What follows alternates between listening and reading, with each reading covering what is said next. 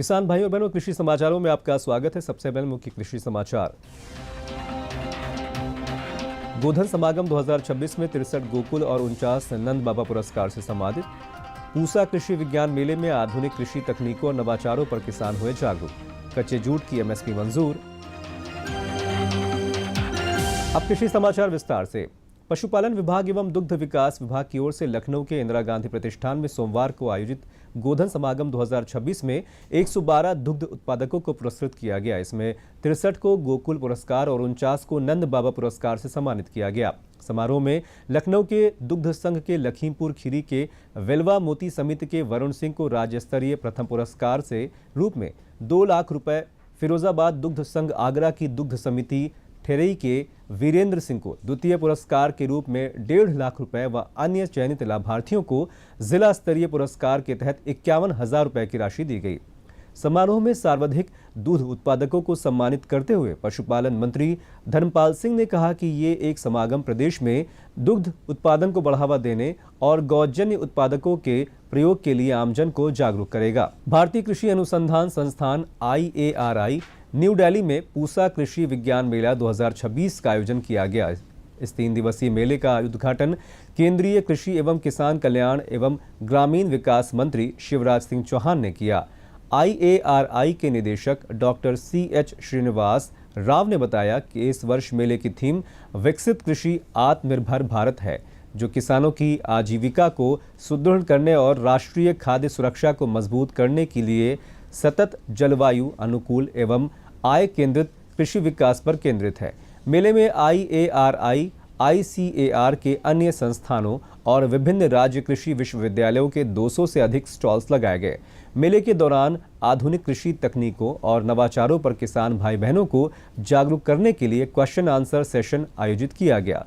मेले में robotics, artificial intelligence और डिजिटल एग्रीकल्चर जैसे भविष्योन्मुखी विषयों पर आयोजित विशेष सत्र में किसानों ने विशेषज्ञों के साथ प्रश्न उत्तर सत्र के माध्यम से अपनी जिज्ञासा को शांत किया। बता दें कि वर्ष 2026 अंतर्राष्ट्रीय महिला किसान वर्ष है, इसलिए महिला किसानों और स्वयं सहायता समूहों को उद्यमिता और स्टार्टअप्स की दिशा में प्रेरित करने के लिए विशेष कार्यक्रम रखे गए, ताकि किसानों को मूल्य संवर्धन, प्रोसेसिंग और मार्केटिंग के नए अवसरों से जोड़ा जा सके।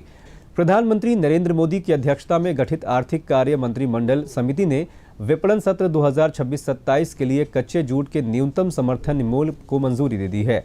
2026-27 सीजन के लिए कच्चे जूट का MSP 5,925 रुपये प्रति क्विंटल निर्धारित किया गया है।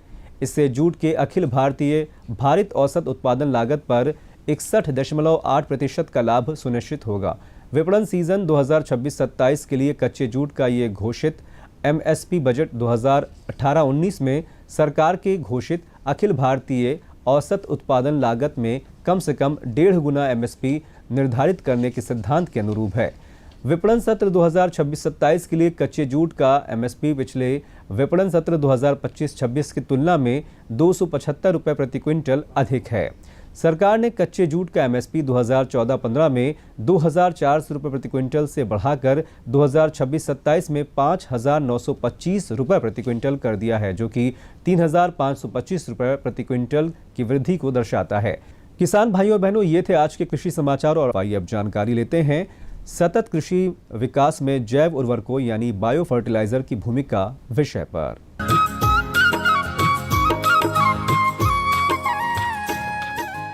नमस्कार किसान भाई बहनों, आप सभी का बहुत स्वागत है आपके अपने कृषि दर्शन कार्यक्रम में। किसान भाई बहनों, जैसा कि आप सभी जानते हैं, कृषि दर्शन कार्यक्रम के माध्यम से हम आपके लिए लेकर आते हैं कृषि से संबंधित वो सभी जानकारियां, एक्सपर्ट की एडवाइस एवं तकनीकी जानकारी जो आपके लिए लाभदायक हो और उन तकनीकी जानकारियों को आप अपने कृषि कार्य में अपनाएं जब आप कृषि कार्य कर रहे हो, ताकि आपकी लागत कम हो, आपको एक अच्छी फसल मिल सके और आपका जीवन स्तर बेहतर हो सके। और यही हमारे प्रधानमंत्री श्री नरेंद्र मोदी जी का भी सपना है कि किस प्रकार से हम अपने देश के किसानों की आय को बेहतर करें, उनको अच्छी लागत का जो होता है फल है वो मिले और वो भी अच्छा जीवन जी सकें। तो किसान भाई बहनों, आज हम जिस विषय पर बात करेंगे वो है सतत कृषि विकास में जैविक उर्वरकों की भूमिका।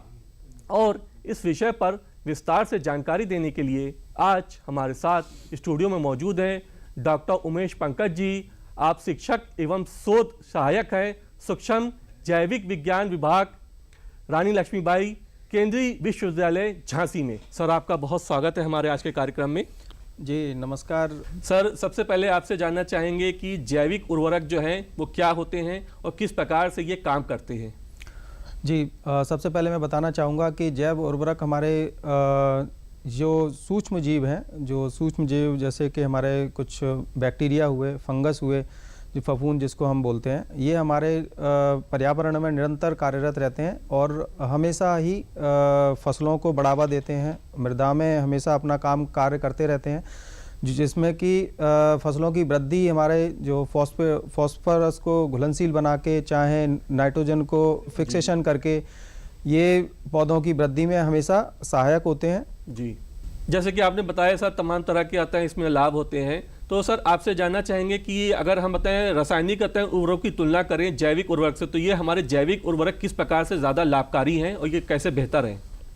इससे पहले तो मैं आपको बताना चाहूँगा कि अगर कृषि में हम जी रासायनिक उर्वरकों का अंधाधुंध प्रयोग करते हैं तो इसके भी हमें बहुत सारे नुकसान उठाना पड़ सकते हैं जी। और किसान भाइयों को इस चीज़ के बारे में ज़्यादा ज्ञान नहीं है कि वो फसल के उत्पादन को हमेशा ज़्यादा से ज़्यादा रासायनिक उर्वरकों का प्रयोग करने से देखते हैं, जबकि ऐसा बिल्कुल भी नहीं है। हमें अगर भोजन की मात्रा जितनी हमारे शरीर को ज़रूरत है उतना ही मिले तभी हमारे शरीर को ज़्यादा लगता है। अगर हम ज़्यादा खाएंगे तो कहीं ना कहीं उसका दुष्परिणाम भी हमें देखने को मिल सकते हैं। इसी प्रकार हमारे कृषि में जितने भी सूक्ष्म जीव हैं, मित्र सूक्ष्म जीव हैं, अगर आप ज़्यादा रासायनिक खादों का उपयोग करेंगे तो उनको हानि पहुंचती है और उनका जो मेन जो फंक्शन है, कार्य है, जो कि नाइट्रोजन को फिक्सेशन का है, चाहे फास्फोरस की घुलनशीलता को बनाए रखने का है, जब हमें उनको खाना बना हुआ मिलेगा तो वो ये काम अपना क्यों करेंगे जी।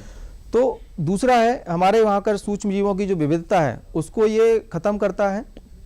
तो और दूसरा है रासायनिक उर्वरक हमारी मृदा में उसको जो उसकी उत्पादन शक्ति है उसको कम करते हैं निरंतर प्रयोग करने से। साथ ही साथ ये जल का प्रदूषण भी करते हैं और इसमें कुछ बहुत सारी इसमें जो ग्रीन हाउस गैसेज हैं उनका भी उत्सर्जन करते हैं, जो कि हमारे लिए बहुत हानिकारक है और साथ साथ में हमारे पर्यावरण के लिए भी बहुत हानिकारक है।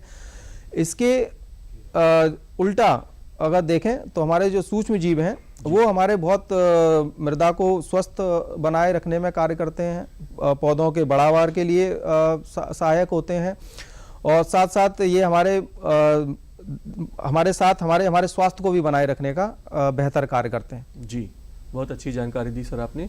सर, आपसे जानना चाहेंगे कि हमारे जो जैविक उर्वरक होते हैं ये कितने प्रकार के होते हैं? जी, आपने ये सही प्रश्न किया है, क्योंकि अगर हमें पता हो कि कौन सा सूक्ष्म जीव क्या काम करता है और हमें कब कहाँ प्रयोग करना है। जैसा कि हम एक उदाहरण के लिए लेते हैं, अगर हमें कृषि में अगर किसान भाई को कहीं किसी पोषक तत्व की कमी आती है जी। जैसे मान के चलिए कि फास्फोरस की हमें कमी है, तो फास्फोरस की कमी के लिए हम बताते हैं कि सिंगल सुपर फॉस्फेट है वो डाल दो, पोटेशियम की कमी है तो म्यूरेट ऑफ पोटास डाल दो, डीएपी डाल दो। इस तरीके से हम बता सकते हैं उनको। तो किसान भाई क्या करते हैं कि अपना जो रासायनिक उर्वरक है वहाँ से खरीदे और वो उसको प्रयोग में ला लेते हैं जी।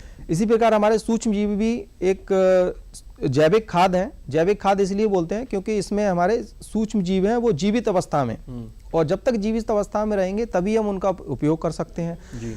वो भी वही कार्य करते हैं जो रासायनिक उर्वरक काम करते हैं। जैसे कि अगर बात करेंगे हम कि नाइट्रोजन के लिए हम बात करेंगे तो हमारे एक राइजोबियम कल्चर आता है, एजोटोबैक्टर कल्चर आता है, जिसका काम है सिर्फ कृषि में जो वातावरण में विद्यमान जो नाइट्रोजन है उसका फिक्सेशन करके पौधों को उपलब्ध कराना है जी।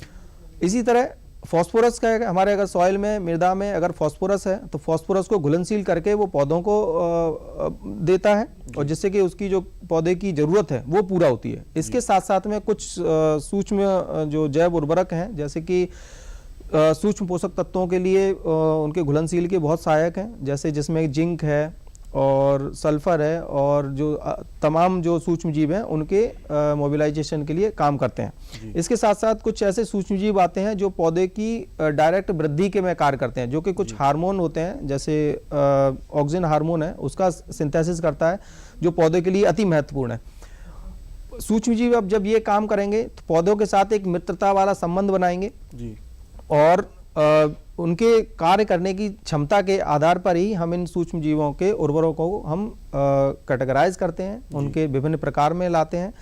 इसमें एक और हम बताना चाहेंगे जो सूक्ष्म जीव आता है वो है हमारा माइकोराइजा। तो माइकोराइजा जो होता है वो बहुत कारगर होता है, जो कि हमारे पौधों के साथ उसका संबंध होता है, जो जड़ों में इसके साथ एसोसिएशन करता है, जो कि फास्फोरस और तमाम माइक्रो न्यूट्रिएंट हैं उनकी उपलब्धता कराता है। साथ साथ मृदा में जल की पर्याप्त जो पौधे के लिए मात्रा बनाए रखता है और मृदा की जो संरचना है उसको भी सुधारने का कार्य करता है। जी, बहुत ही अच्छी जानकारी दी सर आपने। सर आपसे जानना चाहेंगे कि हमारे किसान भाई जो होते हैं जैविक उर्वरक लेना चाहते हैं तो मार्केट में अनेक प्रकार के उर्वरक मतलब मौजूद रहते हैं, जिनमें से बहुत सारे नकली भी होते हैं या जो काम के नहीं होते हैं। तो कोई ऐसी संस्था हो जो सर्टिफाइड जो हो और गवर्नमेंट से प्रमाणित हो, किसान भाई वहीं से लें ताकि उनको एक अच्छी फसल मिले। हाँ, ये किसान भाइयों के लिए बहुत अत्यंत महत्वपूर्ण जानकारी है, क्योंकि अगर ये जानकारी अगर हमारे किसान भाइयों को हो जाएगी तो कहीं ना कहीं जो उनकी अज्ञानता है उसको या उनके बीच जो भ्रम है उसको हम लोग तोड़ सकते हैं। और इसके लिए सबसे पहले मैं बात करूंगा कि जो हमारे केवीके हैं जी, जो ICAR द्वारा स्थापित हैं, देश में विभिन्न जिला स्तर पर बनाए गए हैं, और वहाँ से जाके सीधे वैज्ञानिकों से संपर्क करके वहाँ से वो सूक्ष्म जैव उर्वरक हैं उनकी उपलब्धता आप पता कर सकते हैं और प्रमाणित जो सूक्ष्म जैव है उनको वहाँ से ले सकते हैं। अगर वो उनकी पहुंच से दूर हैं किसान भाइयों के, तो कहीं जो सबसे निकट जो उनका विक्रय केंद्र है, जो खाद और वगैरह मिलती है, वहाँ भी अगर जाके बात करेंगे तो वहाँ से वो खरीद सकते हैं। इसके साथ साथ सबसे ध्यान देने योग्य बात है, उसके ऊपर अपने जो लेबल लगा होता है उसके ऊपर देखना है कि कब की उसकी बनाई गया है, कब उसकी पैकिंग की गई है और कितने उसकी समय अवधि है। उस चीज़ को अगर समय अवधि को आप ध्यान में रखेंगे, क्योंकि ये सूक्ष्म जीव हैं, इनको एक निर्धारित समय के अंतराल पे ही इनको प्रयोग में लाना है। अगर इनकी एक्सपायरी हो जाती है तो इनको हम प्रयोग में नहीं ला सकते हैं, क्योंकि ये इनकी जो कार्य प्रणाली है वो ख़त्म हो जाती है। और इस वजह से हमको ये चीज़ ध्यान रखना है कि सूक्ष्म जीव लेते जब जो खाद है उसको लेते समय ध्यान देना है कि उसकी एक्सपायरी डेट क्या है, उसको आप भली भांति देख लें तभी उसको लें। जी, बहुत अच्छी जानकारी दी सर। सर जैसा कि हम देख रहे हैं कि हमारी सरकारें जो हैं वो कृषि विकास पर जो है मतलब अहम ध्यान दे रही हैं कि हमारा कृषि विकास हो, ज़्यादा से ज़्यादा प्रोडक्शन हो। साथ ही सर हमें ये भी देखना है कि हम कम से कम जो हमारा आता है केमिकल और उर्वरक है उसका कम इस्तेमाल करें। तो सर हमारा जो जैविक उर्वरक है वो कृषि विकास में किस प्रकार से योगदान दे रहा है ताकि जो हमारा सरकार का उद्देश्य है वो पूरा हो सके? जी, और मैं आपको बताना चाहूँगा कि जो सूक्ष्म जैव उर्वरक हैं हमारे, इनको हम लोग एक रासायनिक उर्वरक के अल्टरनेट मांगते हैं जी, जबकि अल्टरनेट रासायनिक खाद को होना चाहिए। क्योंकि हमारे अगर पूर्व में देखें, हमारे जब पूर्वज थे वो कभी रासायनिक खाद का उपयोग नहीं करते थे जी, वो हमारे परंपरागत खेती करते थे।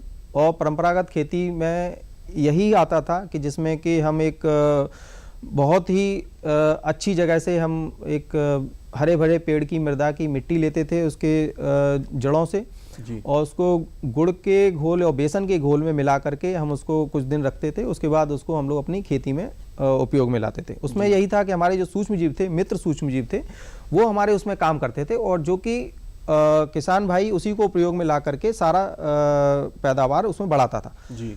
अब हमारी भारत सरकार ने एक ऐसा मिशन चलाया है जो कि 2014 और 2015 में अभी लॉन्च हुआ है, जिसको कि हम परंपरागत कृषि विकास योजना के नाम से जानते हैं, नेचुरल फार्मिंग मिशन के नाम से जानते हैं, ऑर्गेनिक फार्मिंग के नाम से जानते हैं।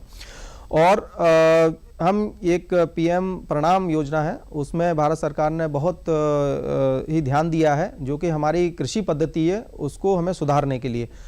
और इन सारी पद्धतियों के अपनाने के बाद हम अपनी जो कृषि, क्योंकि भारत एक कृषि प्रधान देश है, हम अपनी कृषि को ही मजबूत करने के लिए ही तत्पर हैं और भारत सरकार भी तत्पर है और जो नए नए मिशन भी चला रही है इसको उपयोग में लाने के लिए। हम इसकी उर्वरकों की भूमिका देखें तो, क्योंकि अगर हम कंपेयर करेंगे तो केमिकल जो जितने भी रसायन वो हैं उर्वरक हैं, वो कहीं ना कहीं हमारे किसान भाइयों को, मृदा में सूक्ष्म जीवों को कहीं ना कहीं नुकसान पहुंचाते हैं जी। तो अगर हम परंपरागत खेती की तरफ जाएंगे तो इसमें कोई केमिकल फर्टिलाइजर प्रयोग नहीं लाते हैं। पहली शर्त तो यही है कि हमें केमिकल जो नहीं प्रयोग में लाना है जी। क्योंकि हमारे सूक्ष्म जीव हैं, ये एक लाभदायक सूक्ष्म जीव हैं और हमारे अगर हम बात करें तो एनवायरमेंटल फ्रेंडली भी हैं जी, जिनको मित्र सूक्ष्म जीव भी कहते हैं। और इस वजह से इनको हम लोग इन जितनी स्कीम है उनके साथ हम जोड़ पा रहे हैं और इसके साथ साथ हम अपने जैव उर्वरकों को बढ़ावा देते हैं किसान भाइयों को उपयोग करने में लाने के लिए। जी। फायदा होगा, लेकिन थोड़ा जैसा केमिकल है उसके उतने तुरंत नहीं करेगा, थोड़ा समय लेगा। इससे आपका स्वास्थ्य भी बनेगा, कृषि की दशा भी सुधरेगी और साथ साथ आपके भोजन का स्वाद भी बढ़ेगा। जैसा कि आपको पता है कि ज़्यादा केमिकल यूज़ करने से हमारे भोजन में जो फल सब्जियों का स्वाद है वो कहीं ना कहीं खराब हुआ है जी। तो जिसको हमें सुधारने के लिए हमें अपनी परंपरागत खेती की तरफ जाना है। परंपरागत खेती की तरफ जाना है तो हमें परंपरागत चीज़ें भी यूज़ करना पड़ेंगी। गोबर की खाद है और फसल के अवशेष हैं, हमारे जैव उर्वरक हैं, इनके प्रयोग करने से किसान भाई लाभ ले सकते हैं। जी, बहुत अच्छी जानकारी दी सर आपने।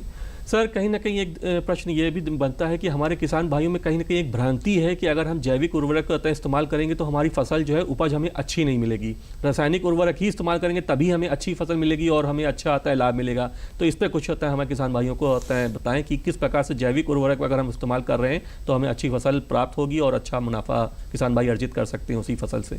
हाँ, देखिए अभी मैंने जो थोड़ा सा बताया है कि किसान भाइयों को थोड़ा धैर्य की आवश्यकता है। प्रथम साल में हो सकता है कि उपज में थोड़ा कमी मिले जी, लेकिन साल दर साल इसकी उपज बढ़ेगी भी जी। तो आपका कहीं ना कहीं जो फायदा है साल दर साल बढ़ेगा। प्लस हम एक चीज़ और बताना चाहेंगे कि जैव उर्वरक अगर आप प्रयोग में लाते हैं तो कहीं ना कहीं आप 20 से 30% तक आप अपनी जो लागत में कटौती कर सकते हैं जी।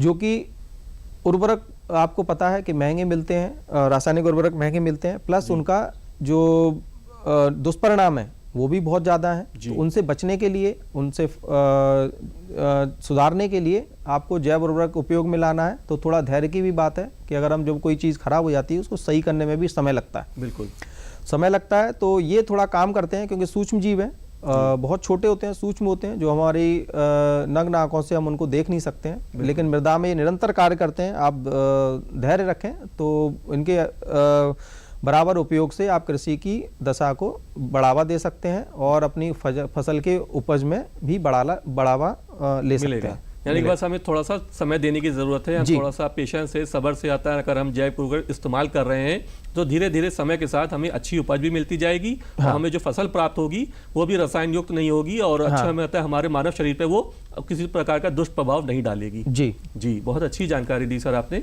एक सर प्रश्न ये भी बनता है कि जो किसान भाई हमारे जैविक उर्वरक इस्तेमाल कर रहे हैं तो प्रति हेक्टेयर कितनी मात्रा में आता है उनको जैविक उर्वरक इस्तेमाल करना चाहिए और इसके लिए क्या विशेष सावधानियां बरतनी चाहिए इस्तेमाल करते समय?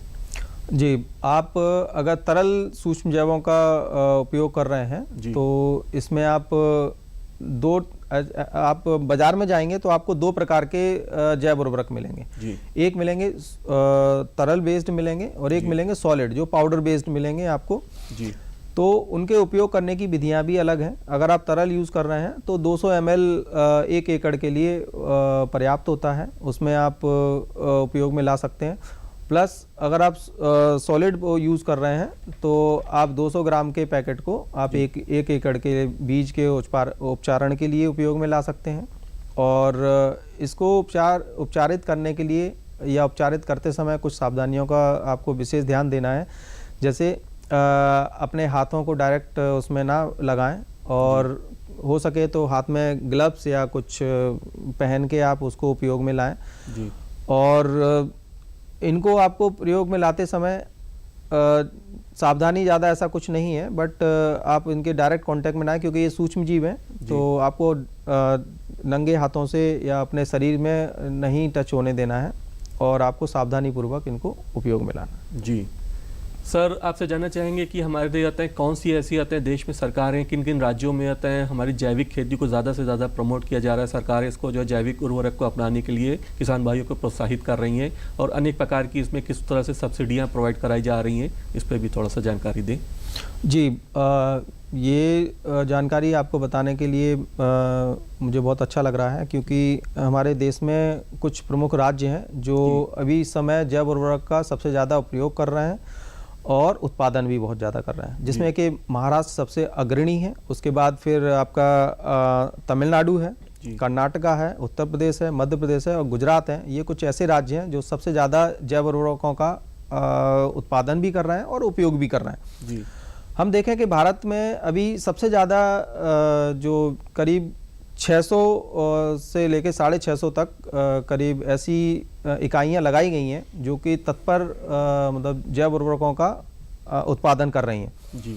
जिसमें से करीब 400 450 करीब हैं जो सॉलिड बेस्ड या पाउडर फॉर्मुलेशन को यूज़ करती हैं बनाने के लिए और कुछ करीब 150 या करीब हैं जो यूनिट हैं जो तरल सूक्ष्म जैवों को बनाने में अभी लगी हुई हैं और निरंतर उनका उत्पादन बढ़ता चला आ रहा है। और अभी इस समय जो अगर आप जैव उर्वरकों की मात्रा देखा जाए तो करीब जो सॉलिड जो फॉर्मुलेशन है वो करीब 3 लाख मेट्रिक टन करीब हर साल जो प्रोडक्शन हो रहा है और वहीं तरल सूक्ष्म जैवों की बात करें तो करीब 550 मिलियन लीटर करीब जो है सूक्ष्म जैव तरल जो है फॉर्मुलेशन को उनको बनाया गया है और निरंतर मार्केट में उपलब्ध कराया जा रहा है, जो कि किसान भाई कई जगह पर बहुत ज़्यादा बहुतायत यूज प्रयोग में ला रहे हैं। जी सर, आपसे जानना चाहेंगे कि हमारी सरकारों द्वारा किसान भाई होता है अगर जैविक उर्वरक जो है प्राप्त करना चाहें तो वो कहाँ से प्राप्त कर सकते हैं और किस प्रकार की इस पर सब्सिडी आता है सरकार द्वारा मुहैया कराई जा रही है और वो कहाँ संपर्क करें? सब्सिडी अभी आपको मिल सकती है लेकिन वैसे तो ये बहुत सस्ते हैं। अगर हम बात करें तो इनकी जो कॉस्ट है वो बहुत कम है जी, जो कि अगर आप 200 ml की बात करें तो करीब 100 रुपये 150 रुपये में आपको करीब मिल जाता है जी। हम 1 लीटर की बात करें तो 400-500 रुपये लीटर में मिल जाता है जो आपकी 1 हेक्टेयर ज़मीन के लिए पर्याप्त है जी। और गवर्नमेंट ने पहले से ही इस पे सब्सिडी में ही करके रखा है इसको। और अगर इसको बेहतर अगर जानना है और वो करना है तो जैसे कि मैंने बताया आपको KVK वगैरह हैं, कृषि विज्ञान केंद्र हैं, वहाँ जाकर किसान इसके बारे में अधिक जानकारी ले सकते हैं और वहाँ पर वो लोग प्रयोग विधि और इसके तमाम जानकारियाँ उपलब्ध कराएंगे उस जगह। सर आपसे जानना चाहेंगे कि वो कौन सी ऐसी फसलें हैं जो किसान भाई आते हैं जैविक उर्वरक इस्तेमाल करके मिक्स क्रॉपिंग जैसे हम कहते हैं मल्टीपल फार्मिंग, तो कौन सी ऐसी फसलें हैं जिनको हम मतलब मल्टीपल फार्मिंग करें और हम जैविक उर्वरक इस्तेमाल करें तो हमें डबल मतलब अच्छी फसल मिले और हमारी दुगनी आय हो, इस तरह से आते हैं कौन कौन सी ऐसी फसलें हैं जिसके बारे में हमें किसान भाई को कुछ जानकारी दें? इसमें आप जो किसान भाई जैसा कृषि कर रहे हैं जी वो वैसे ही करेंगे। इसमें कोई ऐसा नहीं है कि आप किस फसल के साथ कौन सा दिक्कत होगी माइक्रोब की या सूक्ष्म जैवों की, ऐसा कुछ भी नहीं है। आप एक साथ भी प्रयोग ला सकते हैं जैसे तीनों प्रकार के जैसे नाइट्रोजन फिक्सर हैं, फॉस्फेट सॉल्युबलाइजर हैं, पोटेशियम घुलनशील वाले बैक्टीरिया हैं या फंगस हैं, उनको आप एक साथ प्रयोग में ला सकते हैं। अब जिसमें दलहनी फसलें हैं जी उसमें ज़रूर ध्यान देते हैं, जिसमें कि राइजोबियम है उसको हम लोग बढ़ावा देते हैं कि उसको उपयोग में लाया जाए, जो कि उसकी जड़ों में गांठें बना करके वो नाइट्रोजन का स्थितीकरण करते हैं जी, जो कि पौधों की नाइट्रोजन जैसा आपको पता है कि पौधों की बढ़ावा के लिए और के उत्पादन के लिए सबसे महत्वपूर्ण तत्व है जी। तो उसके लिए हमारे जो सूक्ष्म जैव हैं वो बहुत लाभकारी होते हैं। और हम बात करें जैसे पोटेशियम या फॉस्फेट के लिए जिसमें कुछ बैसिलस की स्पीसीज़ हैं, बैसिलस सूक्ष्म जैव हैं जैसे बैसिलस मेगाटेरियम है, पेनी बैसिलस है, बैसिलस आर्यभट्टाई है, ये कुछ ऐसे जैव उर्वरक हैं जिनका किसान भाई एक साथ भी उपयोग में ला सकते हैं। जी, और इसका हमारे पर्यावरण पर भी आता है अच्छा मतलब प्रभाव पड़ता है, किसी प्रकार का कोई नुकसान नहीं है? जी बिल्कुल, इसका पर्यावरण पे बहुत अनुकूल प्रभाव है, कोई दुष्परिणाम नहीं है। जैसा कि मैंने आपको शुरुआत में ही बताया कि केमिकल जो फर्टिलाइज़र हैं उनके कितने दुष्परिणाम हैं, जो कि जल की जो पॉल्यूशन करते हैं, जल प्रदूषण को भी बढ़ाते हैं और जैसा कि ग्रीन हाउस गैसों का भी उत्सर्जन करते हैं। उसके साथ साथ जो मृदा की शक्ति है उसको घटाते हैं। मृदा के अंदर जो उसका स्ट्रक्चर है, सॉइल स्ट्रक्चर है, वो भी खराब करते हैं। इसके अगर दूसरी तरफ देखें कि हमारे सूक्ष्म जैव हैं वो कितने लाभदायक हैं, जो कि बहुत सारे फायदे बताते हैं, जैसे कि उर्वरकता में प्राकृतिक वृद्धि करेंगे जी। साथ साथ इसका जो न्यूट्रिएंट पोषक तत्वों की अवेलेबिलिटी है उसको बढ़ाएंगे। और उसके साथ साथ अगर देखें कि जो पर्यावरण अनुकूलन जो खेती है उसको भी बढ़ाएंगे और उसमें फसल उत्पादन का भी आपको वृद्धि मिलती है जी। सर, आप हमारे स्टूडियो आए और हमारे दर्शकों को इतनी महत्वपूर्ण जानकारी दी, इसके लिए आपका बहुत बहुत आभार। हम धन्यवाद, शुक्रगुजार हैं। धन्यवाद आपको। दर्शकों, हम उम्मीद करते हैं कि हमारे एक्सपर्ट द्वारा आपको जैविक उर्वरकों के बारे में जो भी जानकारियां दी गई हैं आप उन बातों को अपनाएंगे और एक अच्छी फसल ले सकेंगे, ताकि आपकी जो है आय बढ़े, आपका प्रोडक्शन बढ़े और आप भी एक बेहतर जीवन जी सकें। हम फिर मिलेंगे किसी दूसरे विषय के साथ, तब तक के लिए नमस्कार।